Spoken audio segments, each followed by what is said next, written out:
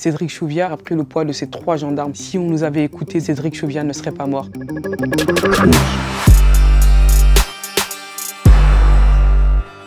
Le 19 juillet 2016, mon frère Adama Traoré va mourir.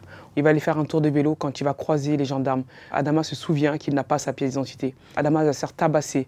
Les gendarmes vont lui monter dessus. Adama va porter le poids de 250 kg. Adama va leur dire « je n'arrive plus à respirer ». Ils vont compresser la cage thoracique de mon frère. Et mon frère va mourir ce jour-là, le jour de son anniversaire.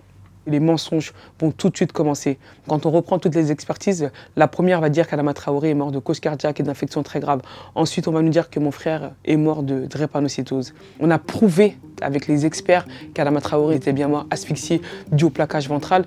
Les gendarmes ne sont toujours pas mis en examen. Si on nous avait écoutés depuis 3 ans où on dit qu'il faut interdire ces techniques d'immobilisation mortelles, Cédric Chouviat ne serait pas mort.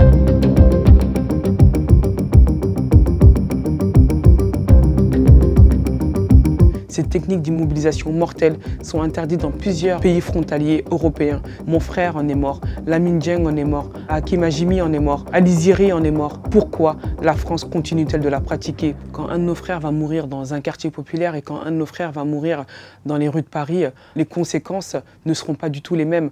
Oui, ce jour-là, la vidéo pour Cédric Chouviat va être une force dans le dossier. Il ne pouvait plus mentir. Je souhaite que toute la transparence soit faite, que toute la vérité soit établie. Nous la devons non seulement à la famille de la victime, mais nous la devons aussi, cette vérité, à l'ensemble des Français. Pour la famille Traoré, la justice n'est pas un dû. Moi, mon frère, quand il va mourir dans cette cour de gendarmerie, comme par hasard, les caméras ne fonctionnaient pas. Donc aujourd'hui, on ne peut pas parler de violence policière sans parler de tout ce que ont pu subir ces jeunes hommes dans les quartiers populaires depuis tant d'années. La France est un système répressif et autoritaire où la violence policière est impunie. On va devoir se battre. Depuis le début, je le dis, nous sommes devenus des soldats malgré nous face à cette machine de guerre qui n'a ni sentiment, ni état d'âme, ni remords, où tous les coups sont permis, où tous les coups sont forts et puissants parce qu'ils ont l'argent, ils ont la justice, ils ont les prisons.